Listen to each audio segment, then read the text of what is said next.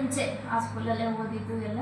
ಆದರೆ ಇವನು ಮಾತ್ರ ಹೇಗಿದ್ದಾನೆ, ಒಂದಿನ ತುಂಬ ದುಃಖ ತಾಳಾದರೆ ಸ್ವಾಮೀಜಿಯವ್ರ ಹತ್ರ ಭಾಳ ಹತ್ಕೊಂಡು ಹೇಳಿದ್ದಾಳೆ, ಈ ಥರ ಭಾಳ ಮನೇಲಿ ತೊಂದರೆ, ಅವರು ದಾರಿ ಬರ್ತಾ ಇಲ್ಲ, ಒಳ್ಳೆಯವರು ದುಡಿತಾರೆ ಆದರೆ ಕುಡಿತದ ಚಟದಿಂದ ಎಲ್ಲ ಇದಾಗ್ತಿದೆ ಅಂತ.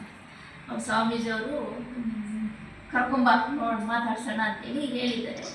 ಏನೋ ಅಷ್ಟು ದಿನ ಶ್ರೀಮಂತ ಪ್ರಾರ್ಥನೆ ಮಾಡಿದ್ದೆ ಏನೋ, ಆಮೇಲೆ ಅವನು ಬರೋಕ್ಕಿಲ್ಲ, ತಯಾರಿರಲಿಲ್ಲ. ಆಮೇಲೆ ಏನೋ ಒತ್ತಾಯ ಮಾಡಿ ಇಲ್ಲ ಹೇಳಿದ್ದಾರೆ, ಪೇರೆಂಟ್ಸ್ ಮೀಟಿಂಗಿಗೆ ಬರ್ಬೇಕಂತೇಳಿ ಕರ್ಕೊಂಬಂದಿದ್ದಾರೆ. ಕರ್ಕೊಂಬಂದಾಗ ಸ್ವಾಮೀಜಿಯವ್ರು ಮಾತಾಡ್ಸಿದ್ರು ಆ ವ್ಯಕ್ತಿನ, ಏನಪ್ಪ ಯಾಕಿಷ್ಟು ಇದು ಮಾಡ್ಕೊಳ್ತೀಯ, ಸ್ವಲ್ಪ ಎಲ್ಲ ಇವ್ರು ಪ್ರಾರ್ಥನೆ ಫಲನೋ ಮತ್ತು ಸಾರುಗಳು ನೋಡಿ ಪುಣ್ಯದ ಫಲನೋ ಏನೋ ಸ್ವಲ್ಪ ತಣ್ಣಗಾದ ಅವನು. ಇಲ್ಲ ನನಗೂ ಭಾಳ ಆಸೆ ಸರಿಯಾಗಿರಬೇಕು ಅಂತ, ಆದರೆ ನನಗೆ ಏನು ಮಾಡಲಿ, ನನ್ನ ಮನಸ್ಸು ಈ ಚಟದಿಂದ ಹೊರಗೆ ಬರ್ತಿಲ್ಲ.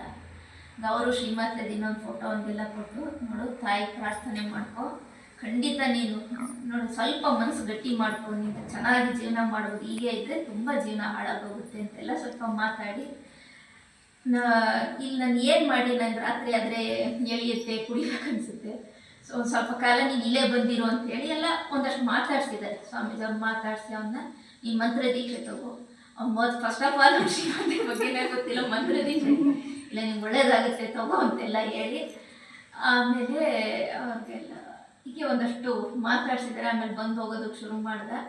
ಆಮೇಲೆ ಆ ಹುಡುಗಿನೂ ಅಷ್ಟೇ ದಿನಾ ಪ್ರಾರ್ಥನೆ ಮಾಡೋದಂತೂ ಬಿಡಲಿಲ್ಲಂತೆ, ಜಾಮಿಟ್ರಿ ಬಾಕ್ಸಲ್ಲಿ ಇಟ್ಕೊಂಡಿದ್ದು ಫೋಟೋ ಮಾಡ್ತಾಯಿದ್ದ. ಆಮೇಲೆ ಸ್ವಲ್ಪ ಕಾಲದಲ್ಲೇ ಅವನು ಸರಿ ಹೋದ, ಆ ಹ್ಯಾಬಿಟ್ಟು ಬಿಟ್ಟ. ಆಮೇಲೆ ಅಲ್ಲೇ ಆಶ್ರಮ ಇದರಲ್ಲೆಲ್ಲ ಕೆಲಸ ಕಾರ್ಯ ಎಲ್ಲ ಮಾಡೋದಕ್ಕೆ ಶುರು ಮಾಡ್ದೆ. ಆಮೇಲೆ ಚೆನ್ನಾಗಿ ಜೀವನ ನಡೆಯೋದಕ್ಕೆ ಶುರು ಆಯಿತು. ಯಾವುದೋ ರೀತಿಯ ಶ್ರೀಮಾತೆ ಅನುಕೂಲ ಮಾಡಿಕೊಡ್ತಾಳೆ, ದುರಭ್ಯಾಸಗಳನ್ನು ಬಿಡಿಸ್ತಾಳೆ.